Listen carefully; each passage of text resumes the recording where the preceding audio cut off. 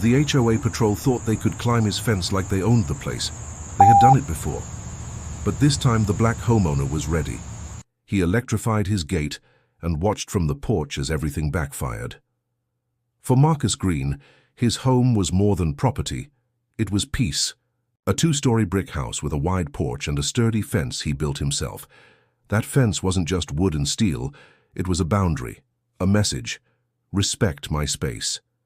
But in his neighborhood, the HOA didn't believe in boundaries, especially when it came to Marcus. They had already fined him for his truck, for his garden, even for the flag flying proudly in his yard. But the worst of all, their patrols. Men in cheap uniforms who believed their HOA badge gave them the right to walk wherever they pleased, and time after time they climbed his fence to snoop around his property. At first, Marcus let it slide. He filed complaints, he spoke up in meetings, he told them clearly, "Stay off my property." But nothing changed. The HOA president, Karen, sharp voice, sharper attitude, smirked whenever he brought it up. "If you've got nothing to hide, why does it matter?" she'd sneer. But Marcus knew better. It wasn't about hiding, it was about dignity, about respect. And one summer afternoon, when he caught an HOA patrolman peering into his shed after climbing the fence again, something inside him snapped. He decided the next time they trespassed, they'd regret it. Marcus wasn't reckless, he wasn't cruel, he was smart. He spent days studying local laws, making sure what he was about to do was legal, and when he was certain, he got to work. Along the top of his gate, he installed a low-voltage electric deterrent, just enough to shock, never enough to harm. He wired it safely, marked it clearly, and even added warning signs: private property, electrified gate, keep out. From his porch he had a perfect view of the gate, and he waited. It didn't take long. One muggy evening, Marcus sat on his porch, sweet tea in hand, when he saw 2 HOA patrolmen approach. Clipboards in hand, arrogance in their stride. They muttered to each other, pointed at his shed, and just like before, they climbed his fence. The first man threw a leg over. The moment his hand touched the top rail, a sharp zap cracked through the air. He yelped, lost his grip, and tumbled backward into the grass. His partner froze, wide-eyed. "What the hell was that?" Marcus leaned back in his chair, calm as ever. "That," he said loud enough for them to hear, "is called private property. Respect it." The patrol scrambled to their feet, humiliated, but instead of leaving quietly, they shouted threats. "You'll pay for this, we'll fine you again, you can't stop us."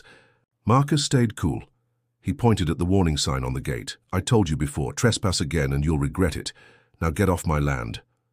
The men stormed off, muttering curses. But Marcus knew this wasn't over.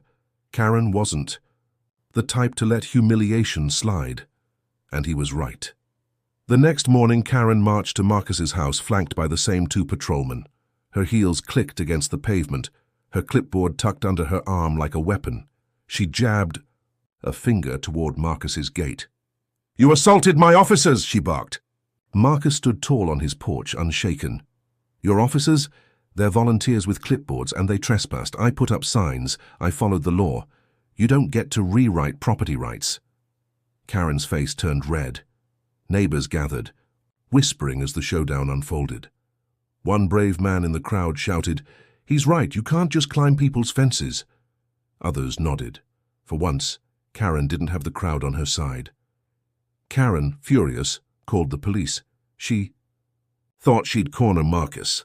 But when the officers arrived and saw the warning signs, the electrified gate, and the testimonies of neighbors who had witnessed the trespass, the truth was undeniable.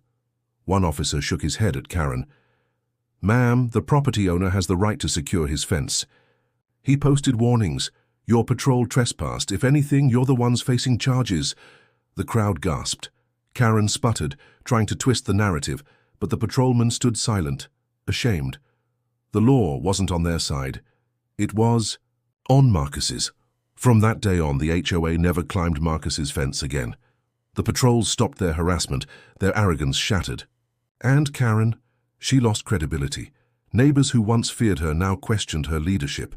Within months, she was voted out as HOA president.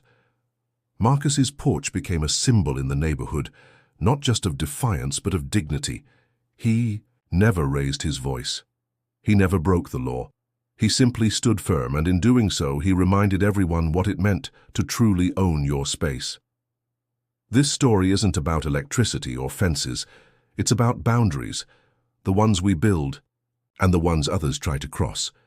The HOA thought power came from clipboards and threats, but Marcus proved real power comes from knowing your rights and having the courage to defend them. So the next time someone crosses your line, remember Marcus's story. Because sometimes the strongest shock isn't from a fence, it's from standing tall on your porch, refusing to be pushed around.